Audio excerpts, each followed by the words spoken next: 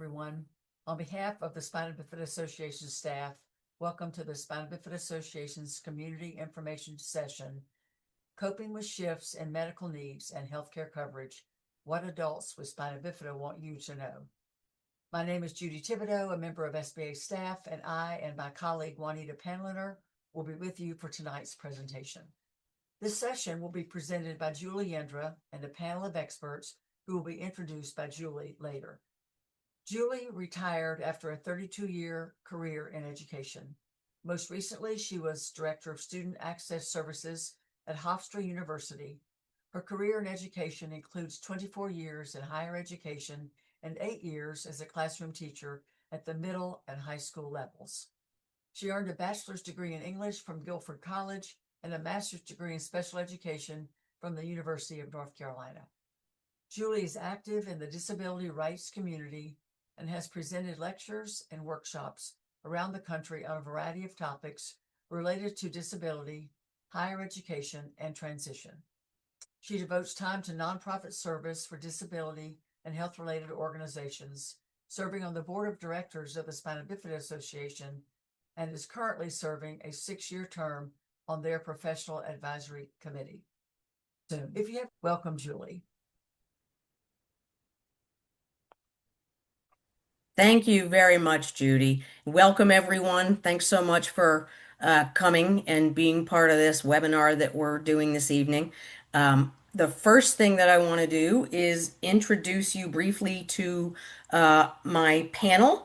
And what I'm going to do then is sort of talk a little bit about what we're going to talk about. And we're going to talk about things that have happened in our own lives and what we've learned from our own experience, and then give you, the audience, an opportunity to ask questions.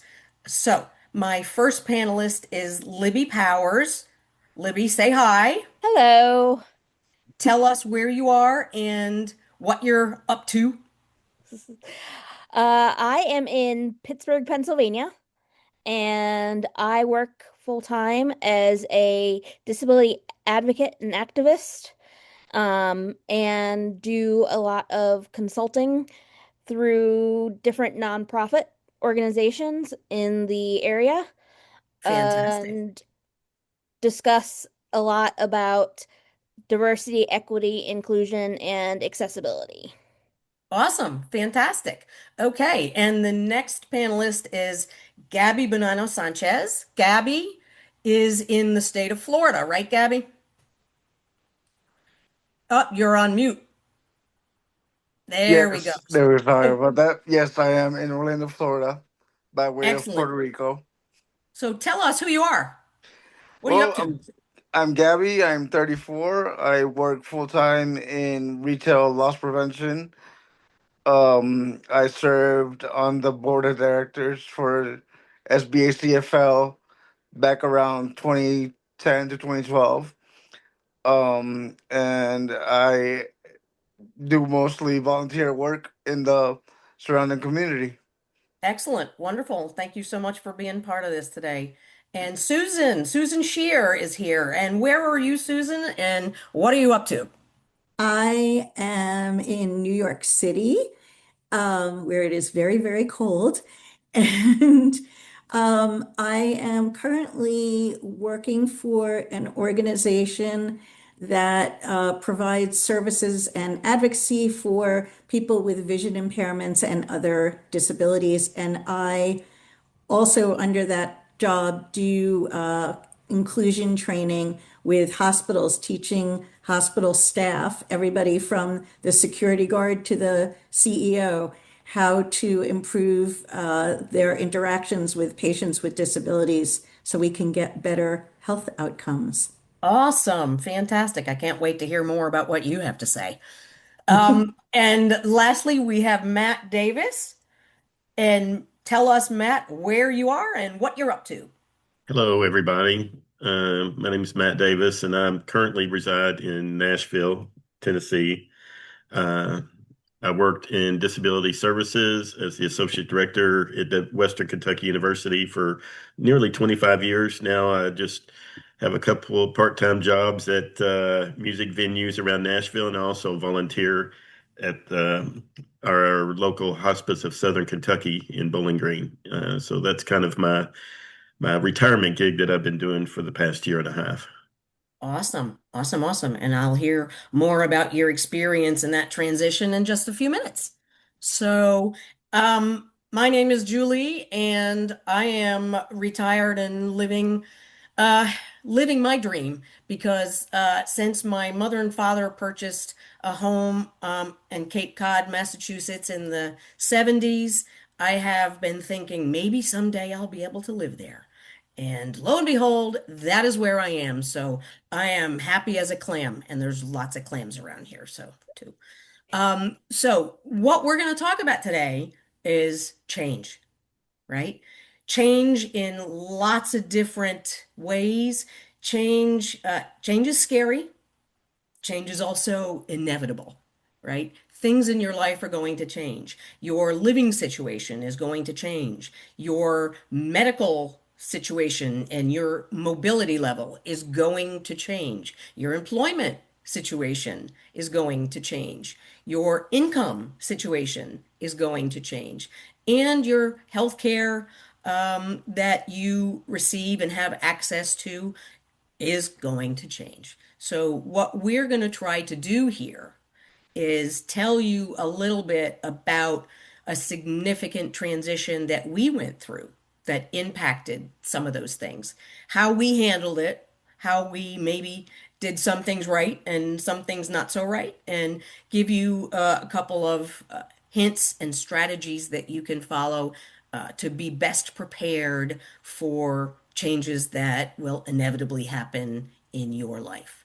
So, without further ado, and I think what we're going to do, and I know that Judy had mentioned that you guys are going to be able to ask questions. I think what we're going to do is pause in between each speaker and field a question or two that may come up, and then move on to the next person, if that's okay, because I don't want to interrupt people while they're in the middle of talking about their story. So the first person I'm going to call on is Libby Powers. So Libby, tell us about a time when you had a major transition and what happened and how you handled it.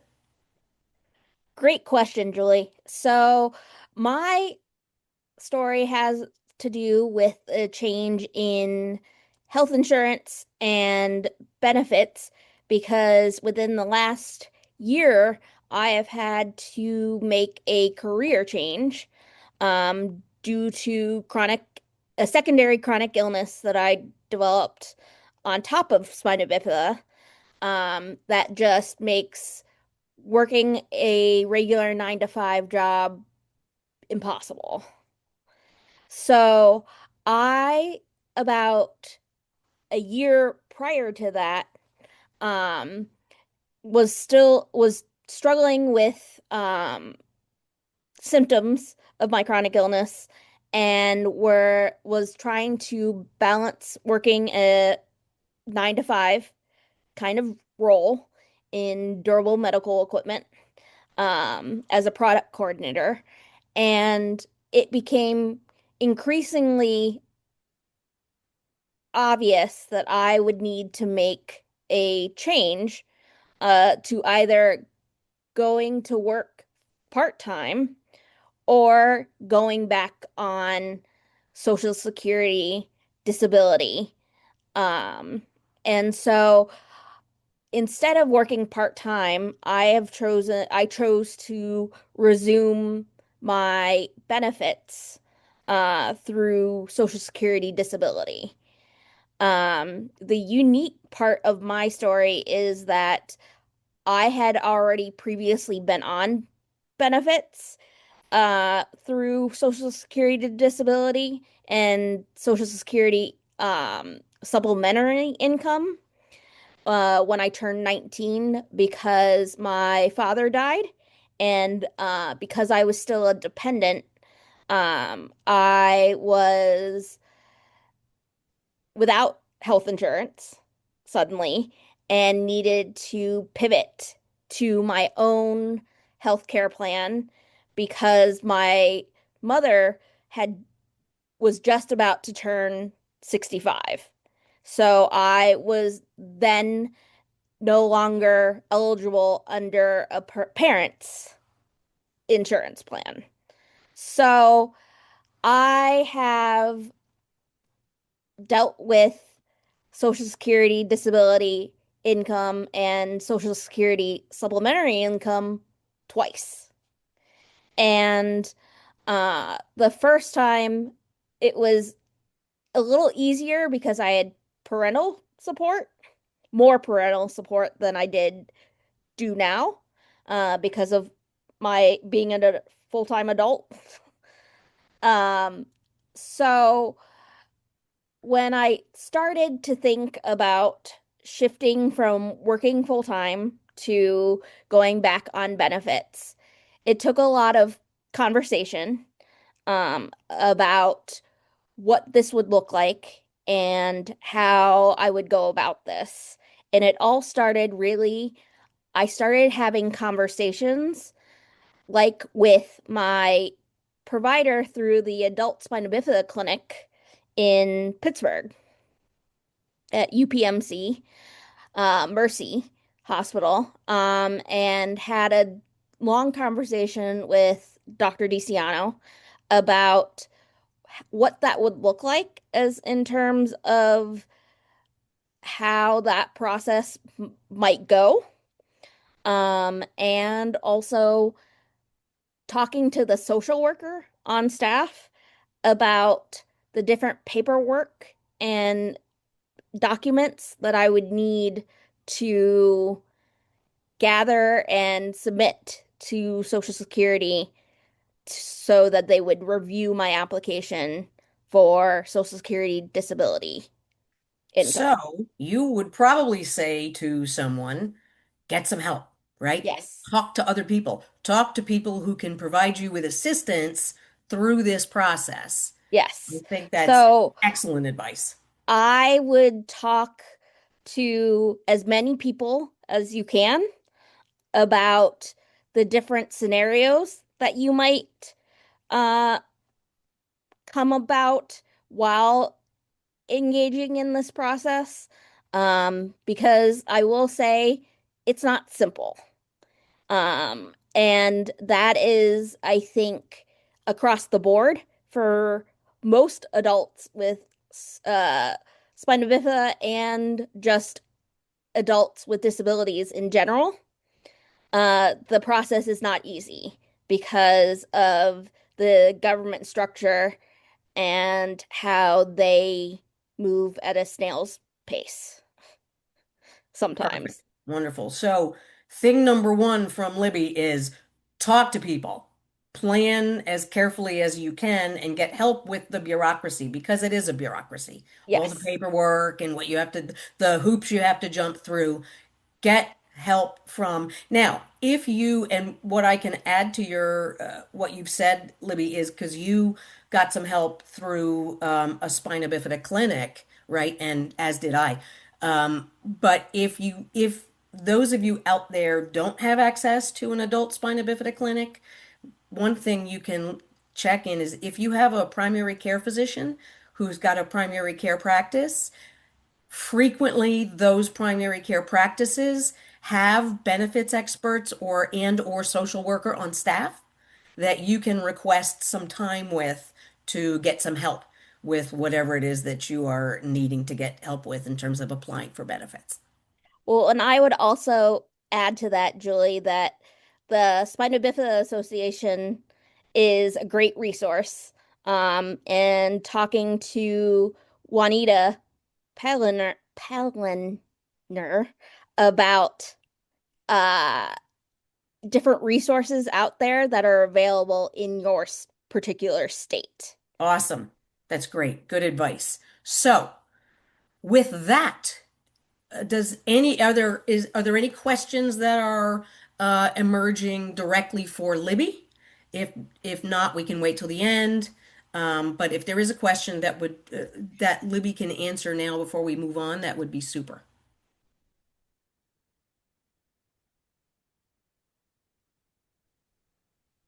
It looks like we have one question in the chat. Yes.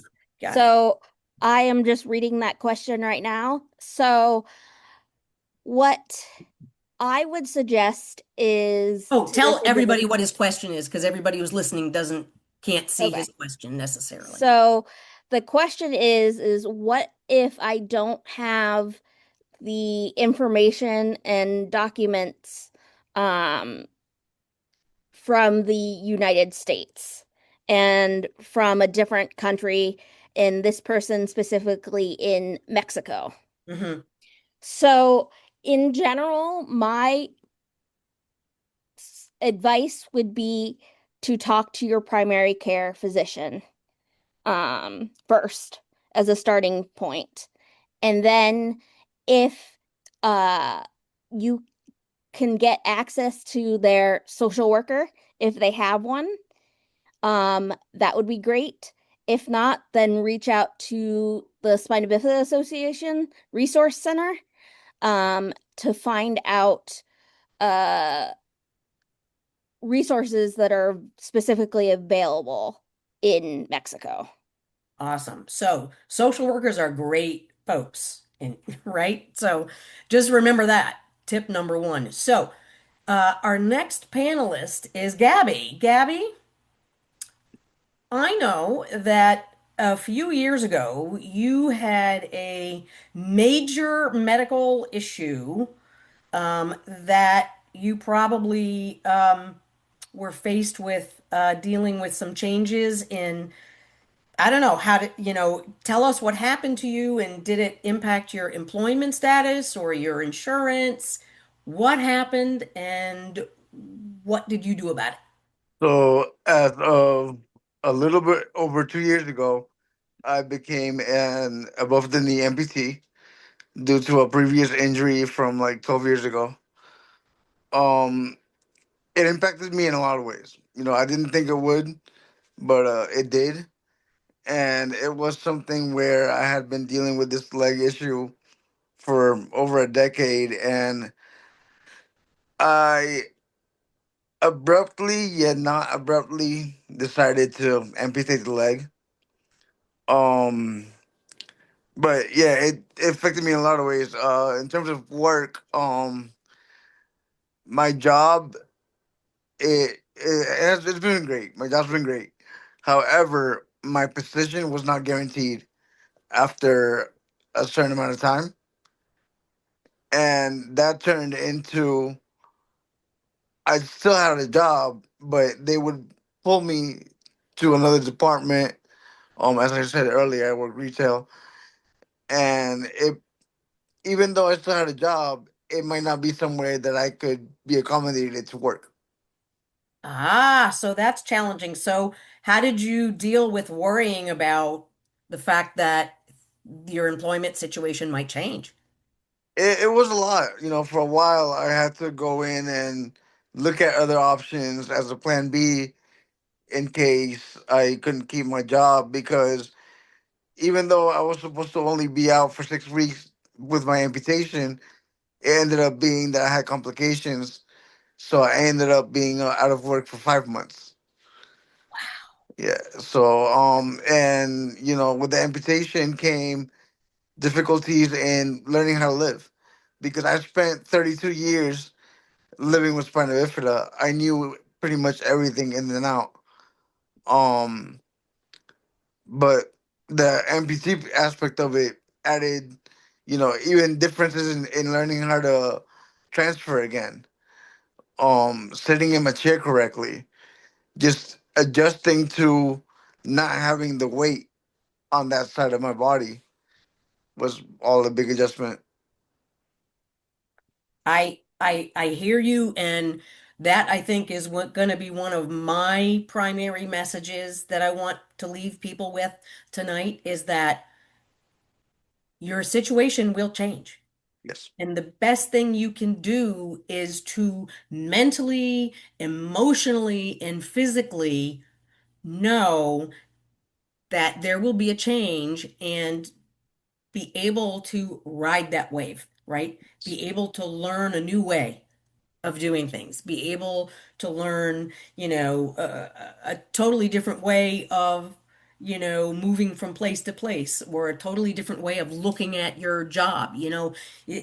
That's my message, is that know that things will change and be prepared to work through that Yes. without, because some people just say, I'm done, I can't do it anymore, I'm finished, right? That's And not and a good place to be. and making informed and prepared decisions. Like I said, I had been dealing with this leg issue for a decade, but the decision to amputate was very abrupt. I hadn't taken time to research anything. I just mentioned it to the doctor, and within 2 days, I was an amputee. So it's something that, and even going back, tying it back to spina bifida, research, ask questions, plan ahead, because even something that you might think is minor could end up being a whole lot more. Excellent. At research, research, research, Yes. research, Yes. right? I mean, even before I got to a point where I knew my retirement was imminent, I had been thinking about it in the back of my mind. What's that going to look like for me? Right. So over the years, I was kind of heading in that direction, thinking, what do I need to be prepared to do? What do I need to be thinking about? So perfect. That's wonderful. So your insurance, your employer, you were allowed to maintain your health insurance during your 5-month absence from work? So I actually don't have employee insurance through my employer. I'm on Oh, okay. Tell us Medicaid. about that. I'm on Medicaid uh, Okay. in Florida. When I moved here when I was 6 years old, a new waiver for spina bifida had just opened up, and I was fortunate to get right on it when I was probably 8 years old, and I've been on it ever since. It's straight Medicaid. Uh, I honestly don't know much about it because when I got on it, I was a child. Right, So my right. But mom it's always had me. been there for you, right? Yeah, it's always been there for me. Um, it's it's it's been amazing, and as of now, last I heard, there's a 7-year waiting list. Wow. Amazing. Yeah. Thank you, Gabby. Okay, before we proceed, are there any questions in the chat that are specific to Gabby? If not, what we will do is move on, and then we'll circle back at the end and give people a chance to ask a general question of the panel, or a question to a specific panelist. Okay? Awesome. So, Susan. Susan, you're in New York, right? Yes. So Julie, just quick Yeah. question. Okay. So a question I think just came in for Gabby. And Oh, Gabby, sorry. this is Okay. I no, moved too fast. it just came in. This is the question, Gabby. Was it a big fight with your job to accommodate your surgery? I wouldn't so much call it a fight, because I abruptly ended up in the hospital. So there's nothing really they could do about that. The fight more so came when I needed more time. Right. After my amputation, everything went well, and I caught various infections. I think I caught like 4 different ones, and it was a fight in terms of I was still able to go out in the world, and I was on IV antibiotics for 4 months, but I was still able to go out and do things.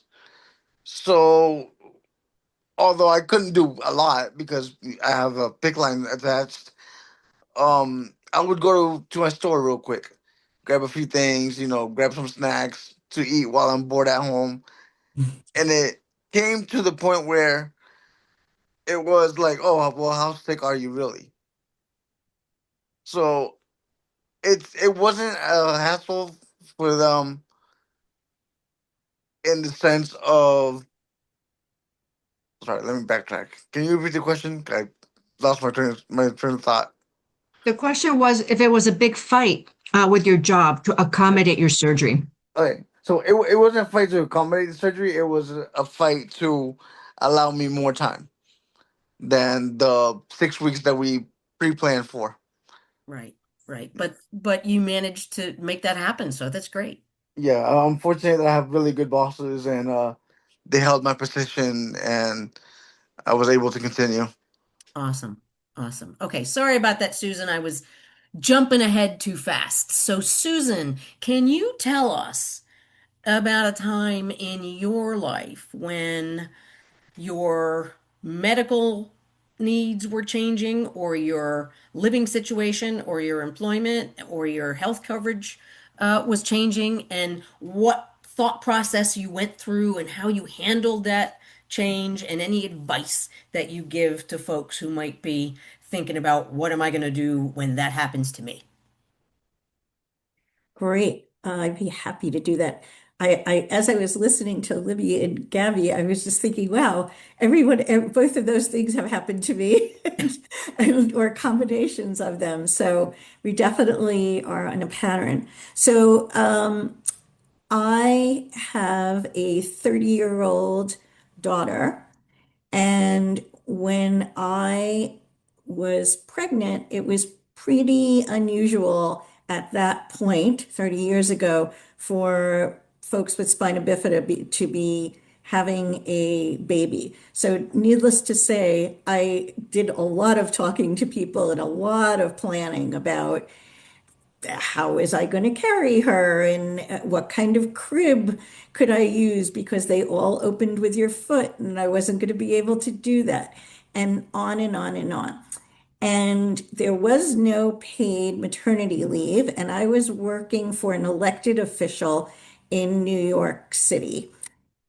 And so I just held on to as much of my annual leave and sick leave as I could leading up to this, thinking that when I delivered and I was going to be home for a couple of months, that would help support me and, keep me on the payroll. And best laid plans, I went into what's called preterm labor, which means at 28 weeks, babies are born at 36 or 40. I started to be in danger of delivering her early, and we were able to stop it. There's a whole story to that too, but another time. And I immediately went on to bed rest. And so all that annual leave and sick leave that I had banked got used up by the time I had her. And just like, Gabby's story and Libby's story, everything, what was supposed to go smoothly didn't go so smoothly, and everything took longer to recover from than I was expecting. And so rather than my going back in 3 months, it wound up being more like 6 months. And there was a rule that you had to be working a certain amount of hours a week to maintain health insurance. And I wasn't coming close to that at that point. And this is, way pre-COVID. And so letting people work from home and getting permission to work from home was a really big deal. And, ultimately, I wound up just kind of swallowing my pride and being kind of scared, but I went to my immediate boss, and then he and I went to his boss, and then the three of us went to the elected official and said, this is a really unusual set of circumstances, and would you consider letting me work from home for what, I don't remember how many hours I had to do it, 10 or 15 hours to keep my health insurance. And there was no there was no way to do it. There was no system then. And so we just made it up, and they were very trusting because it really was an honor system. You weren't checking into the office through the internet the way we are now. And I think what I what I really learned from this was, and would pass along, is really know the rules. And if somebody gives you an answer that is not what you were hoping for or is not what you need, don't stop there. Even hang up the phone and wait a couple of hours and call again and see if you get a different answer from a different person You because it might. happens all the time that somebody will tell you something different or they'll tell you a little trick that you could do to, get around this and get creative. Help them help you, help them solve your problem, and people will be much more willing to do it if you can do the heavy lifting and the work for them. And it's we all have grown up having to be advocates every day of our lives, and it's these situations that I know for myself, I often find it hardest to advocate and where you really must do that. Because everybody's talked about having a plan B and maybe a plan C and a plan D all the time. And you hope for the best and you kind of plan for the worst, but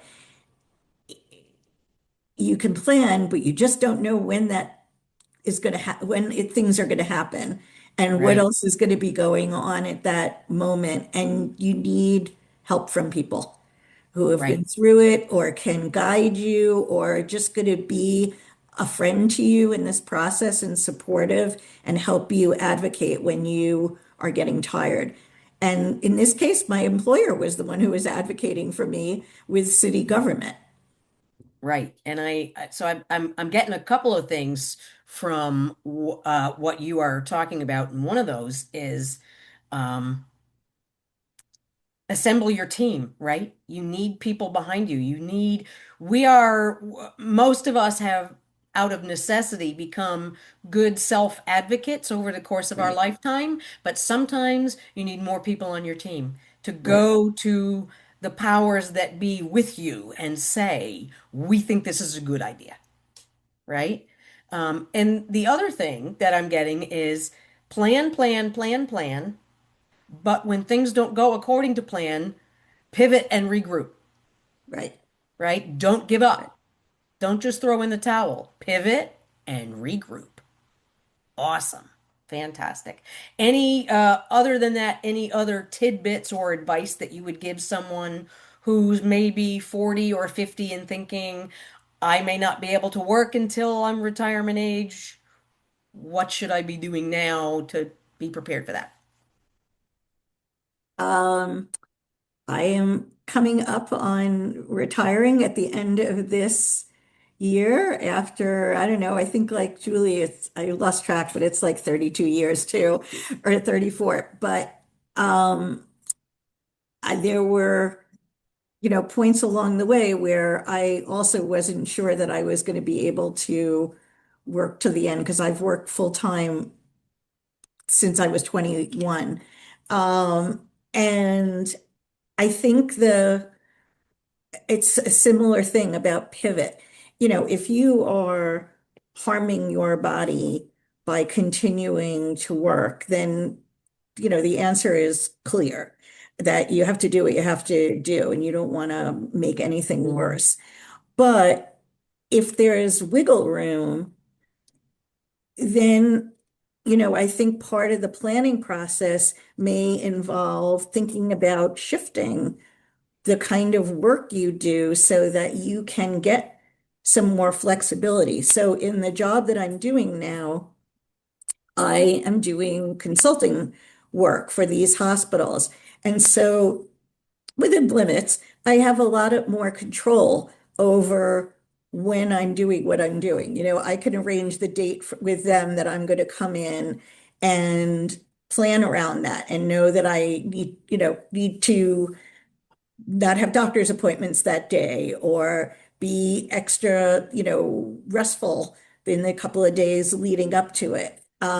So I'm not exhausted afterwards. So I think, it's not either or necessarily. And Mhm. it might be that you really do have to think about either it's what you're doing now, but do it in a different way, or make a jump to something that is different from what you're doing, but gives you the qualities that you're looking for, which is usually more control over your time for, I think, for most people, and being able to work from home some of the time. Absolutely. And I think Libby's story sort of Right, resonated, exactly. same kind of quality. I'm shifting, I'm moving things around a little bit so that my work, my skill set is being used, my education is being used, but I'm using it in a different way that suits my physical needs and my other care needs. So that's great advice. You don't have to do the same thing for your whole career, Right. right? Awesome. Okay, so we're going to take a pause here and see if we've got any questions that might need to go directly to Susan. Any questions, anybody?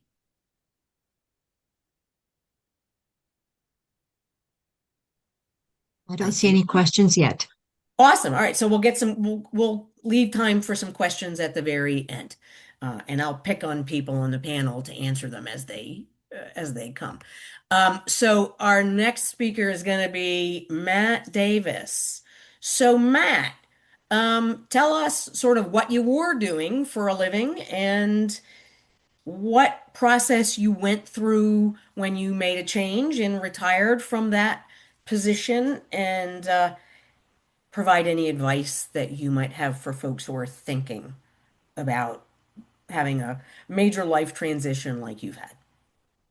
Well, as thanks, Julie, as you have experienced too, and Susan has experienced, sometimes you have multiple life changes throughout your lifetime, especially when you get to be old like me. And one of my major transitions that I can remember was whenever I transitioned from uh, focusing. Whenever I was in college many years ago, I was receiving SSI, Medicaid, and some benefits. And then whenever I graduated, I was looking for a job and finally was able to I uh, took some time off, and then I got a job in Tennessee at a mental health agency. And then it was a big transition for me at that point to try to figure out, okay, you have to do a your shift your thinking as far as when you are receiving SSI benefits, and I know a lot of folks in the spina bifida community are, and you're receiving Medicaid. Your mindset is often, I still wanted to work, but the mindset was, how much can I work without my benefits being affected? And so I did have, whenever I was in college, had some jobs through the university, but also wanted to make sure that I was able to keep my health insurance whenever I was in college. And so whenever I graduated, I had to make that big life transition from thinking about how much can I work to keep my benefits from to that to I have this whole new benefits package through my work, and what's the best plan for me? What's going to be the best suitable plan for me? How can do I need, I went from trying to stretch a dollar every month to now I need to save money to make sure I have enough to cover expenses that aren't going to be covered by my insurance. And that can be really overwhelming for folks when they're transitioning to the workforce. And so um, Susan brought up a good point about, she had mentioned knowing the rules. And so you went from, I need to memorize the rules, from, okay, I'm on my own now and I need help. And so just trying to figure out, it can be overwhelming for folks just to even go over the health benefit packages because, you have choices. But one of the things I really did was, and Julie had mentioned this, is to reach out to folks that have been in similar situations. And so how did they do that, or what did they do as far as their health insurance and how that works? And balancing being able to uh, because the different healthcare packages, they have different deductibles, they have different out of pocket expenses, and so you have to be able to balance. I need to save that. So one of the best things that I discovered whenever I didn't even know it existed until I entered the workforce was flex accounts. So you can put money into flex accounts, and it's almost like you just bank that money, and then you can use it for uh, it's non-taxable, and then you can use it for expenses that you have for your health insurance. So that was just one of the few things that I learned about that transition, but it could be overwhelming. But I did a lot of research online at the time. This was in the late to mid 90s, and so I really didn't have a connection with the Spina Bifida Association at the time. But I had resources like my circle support, my mother, and other folks that I did know that had spina bifida at the time. What did they do in those situations? And so uh, you know, I wanted to make sure that the main concern was if I had to be in the hospital, that I wasn't going to be so overwhelmed with bills that it was going to be, a financial burden.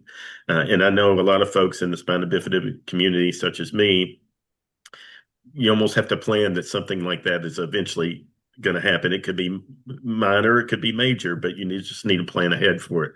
So my main point of my story is it was the first time that I needed to plan for my future instead of planning for the next month.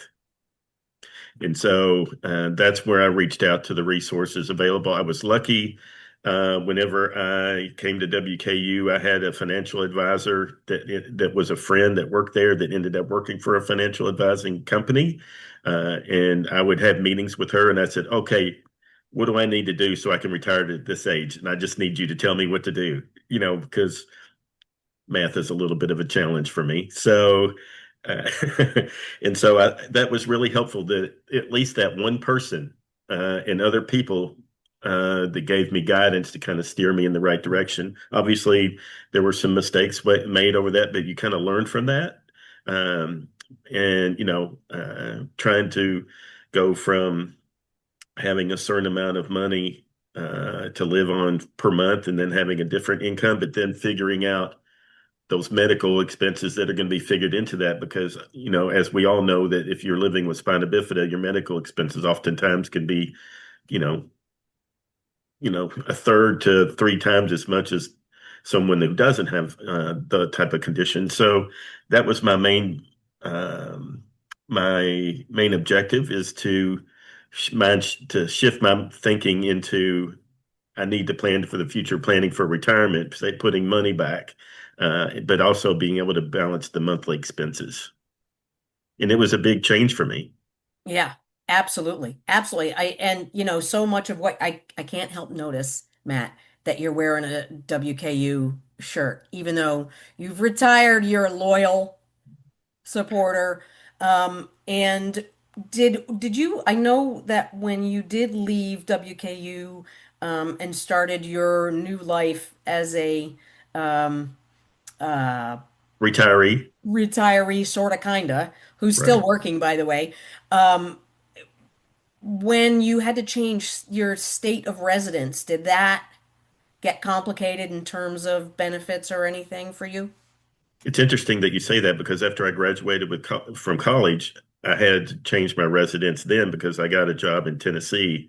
And so the rules have changed, as Susan had said, know the rules since the early 2000s. So um, the transition to here was pretty smooth because again, it goes back to the same point. I had a coworker that I worked with at WKU, Go Tops, that she had retired but came back to work for us part time. She was our office coordinator, and she had a person that worked. I guess the best way to put her role, this lady was an advisor through the insurance company that we both had. So I reached out to her and she helped me get the best plans. This is what you need to do. I know you're moving down there. This is how I can help you. Here's the plans that I suggest. And so she actually was somebody who didn't work for the insurance company, but knew how to navigate through the insurance red tape.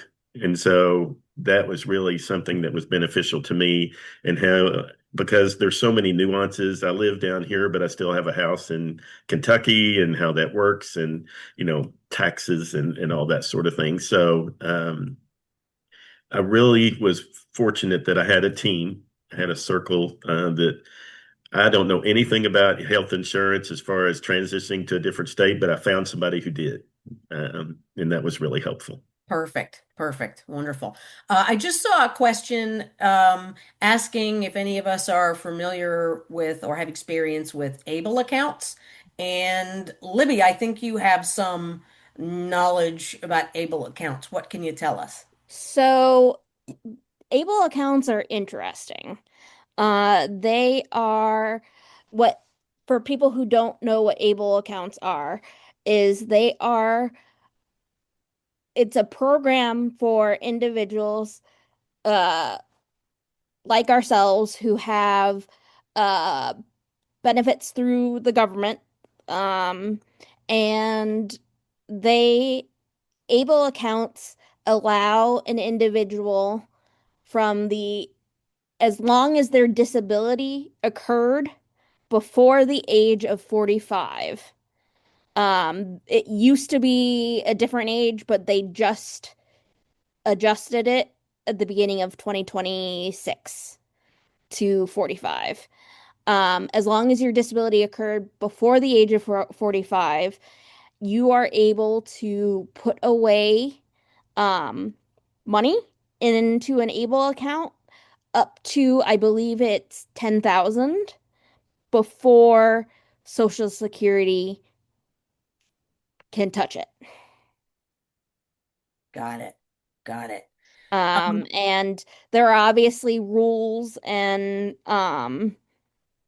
requirements that you have to meet in establishing the account, but that is the primary use of able accounts is to put away money, be able to put away money without it impacting benefits. Right. So you can have money and have it right. You're not at risk of breaking any rules as far as how much money you're allowed. And while you were talking, Libby, Juanita also posted a link to a website with lots more information about ABLE accounts.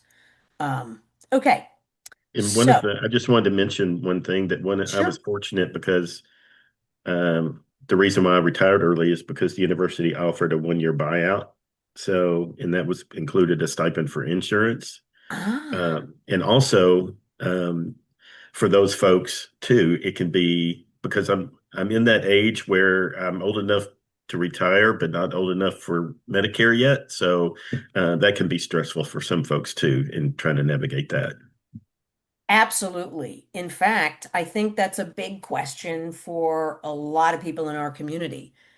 For how long, how old will I be when I have to start thinking about, can I keep working full time? Right? It may not be retirement age, as it wasn't for me either. So thank you, Matt. And for just a couple minutes, I'll tell you guys a little bit about um, what I did, because it addresses that very issue. I was working in higher education, had a good job, had been, planning and putting a little bit of money aside every month um, out of my paycheck into retirement, and planning on hopefully finding a way to end up in Massachusetts. Um, Part of that was because my family roots are here. And part of that was because I knew that if I had to retire early and was going to have difficulty obtaining health insurance for a gap period of time, the state of Massachusetts has universal health care through something called Mass Health, right? So, what I did though was I knew that I heard stories about the bureaucracy of Social Security, SSDI, and you're going to apply and you're going to get denied, and then you might have to hire a lawyer. And I heard all these things, and so a few years before I retired, I knew that it was going to come, and it was going to come before I was 65. And it was because I got breast cancer, right? And like Libby was talking about, you have spina bifida, you have whatever issues that relate to that particular condition. But then you have this complicating matter called cancer and the treatment for cancer, which when I first went to an oncologist early on, she said, so the chemo treatment is going to really have effect on, joints and muscle weakness. You might increase some weakness in your muscles and you might get more fatigue. And I'm sitting there and I'm going, oh my God, like that's already my life, right? So what's going to happen here? But anyway, the what another thing people told me was when you apply for SSDI, you've had spina bifida your whole life and you've been working. So one of the things that they may ask you is, what's different now? Why, when you've worked for 32 years in the way that you have worked as a person with spina bifida, what's different now? Well, age, fatigue, complicating other, I mean, luckily, we are now in the spina bifida community living long enough to get things that people get when they get old, right? So things do change. That's the one constant. And so I did have to retire early. I planned ahead. I got that, I knew that I needed time to figure out what I was going to do about SSDI and insurance. So what I did was I left work on FMLA, right? Family medical leave, and I had 12 weeks. And so during that 12 weeks, where I still had health insurance, still had full income, I worked. It was my full-time job to obtain the necessary supports and benefits. I got medical documents going way back, hundreds and hundreds of pages of medical documents. I put them on my printer. I scanned them. I uploaded them. I gathered so much data that my plan was going to just inundate Social Security and the state of Massachusetts healthcare entity with so much paperwork that they were not going to want to have to go through it. And they were just going to say, okay, you're approved. And lo and behold, 3 months later, when I had to tell my employer at the end of my 12 weeks of FMLA that I was not, in fact, returning and that I was retiring, I had been approved for SSDI and I had been approved for healthcare coverage through Mass Health.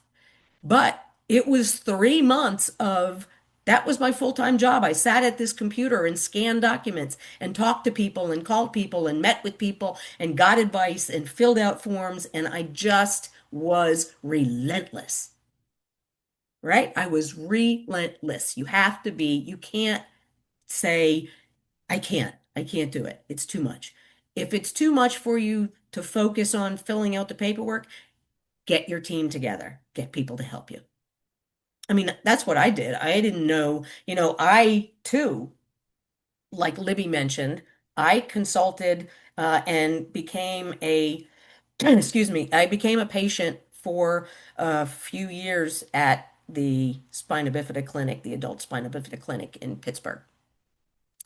So they were the folks who helped me gathering all the electronic medical records that I needed and wrote me some letters to people that needed to get letters attesting to the fact that I could no longer work full time. And so now, with the advent of telehealth, even if you don't have an adult spina bifida clinic near you, you may be able to arrange to go to one for, a couple of times and then do the rest of your upkeep with that clinic through telehealth, right? So that you can get someone to help you with this is what I need, this is what's going to happen. So be relentless, do the paperwork, seek help, research, talk to people, and when things don't go as planned. I had intended to work until I was 65 or 67, but the cancer threw me for a loop, and I just wasn't able to do that anymore. So, um, with that, I will open it up to questions from participants to any of the panelists or to the panel in general. Thank you, Julie. So I was just going to say, I'm going to post to the chat, just going back to the ABLE accounts. It's not a pretty link, but that's a link to the financial planning playlist on the Spina Bifida Association's YouTube channel. It's got a number of recordings, and many of them will touch on ABLE accounts and also other types of accounts. Awesome. And we did have some questions that were submitted earlier. Okay.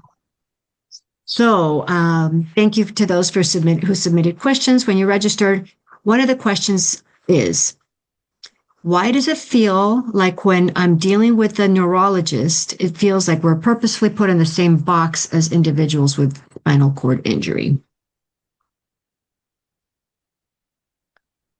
Well, I have one part of the answer to that question from my own experience, and that is because most neurologists are looking at your spine, your spinal cord, your nervous system, right? And um, they're looking at impairment to the nervous system, regardless of what else is going on in your body and what caused it and where it came from and what other complicated issues you might have. That's what they're looking at. They're looking at your spinal cord. And so they see, instead of seeing sometimes distinctions among disabilities, they probably think about what's the level of neurological damage rather than related to spina bifida or related to a spinal cord injury. But does anybody on the panel have any additional insight into that one?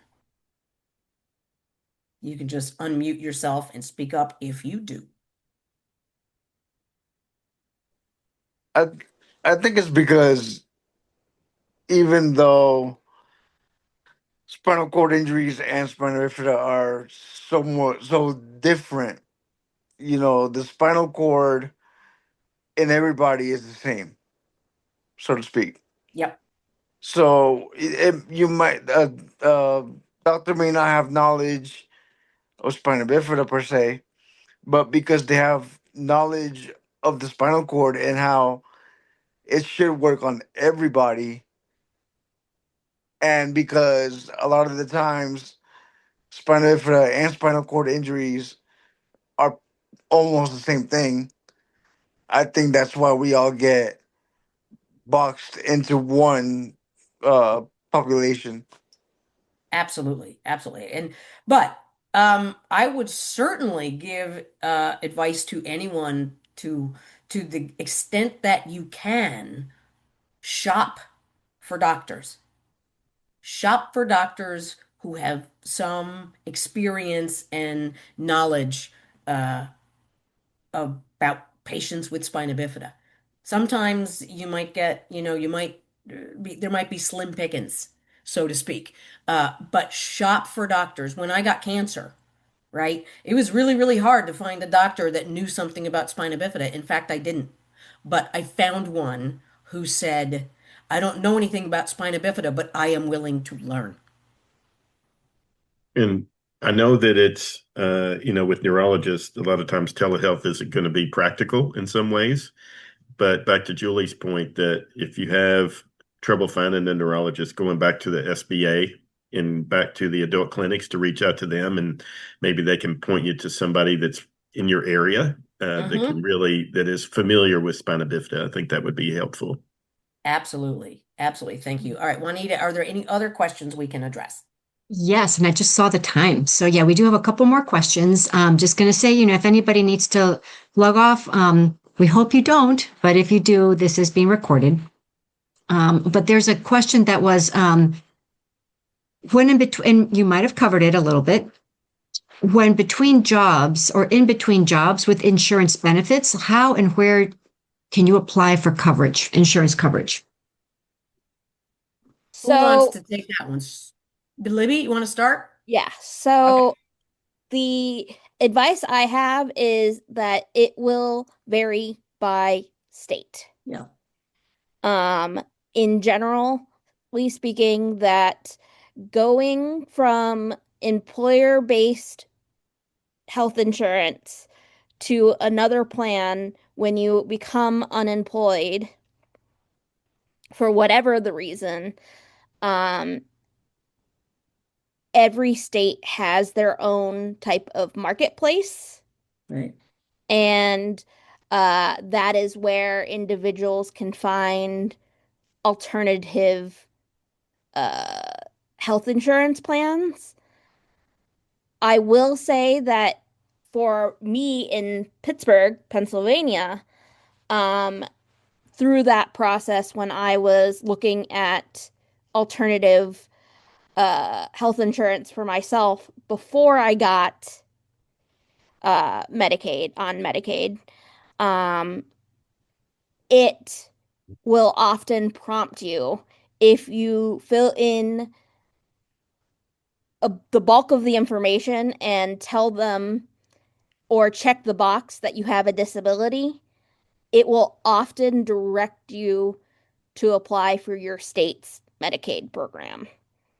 Um, and so that is how I navigated it. I was also very fortunate that I did not have a lapse in coverage because my employer um, so graciously decided to cover me um, up until uh, my Medicaid was instated.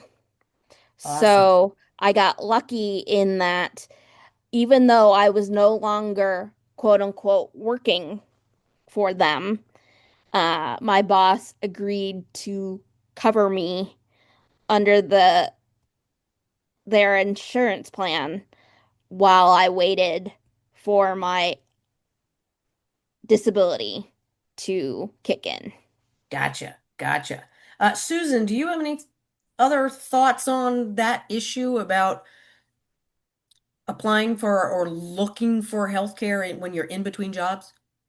Yes, I mean, I totally agree with Libby. A lot of it is state driven. It could also be age driven. So if you are under 26 and in New York it's under 29, you could potentially go back on a parent's insurance because losing your job is what's called a qualifying event.